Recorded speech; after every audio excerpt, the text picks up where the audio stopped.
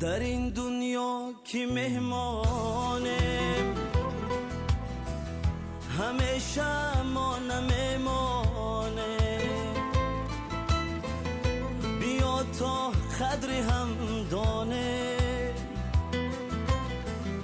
غنیمت خیش دانه.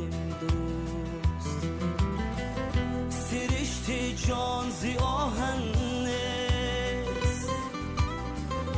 همیشه جان در این تن نیست. کسی در فکر مردن نیست، غنیمت خیش دانه. دوست از این راه دیگر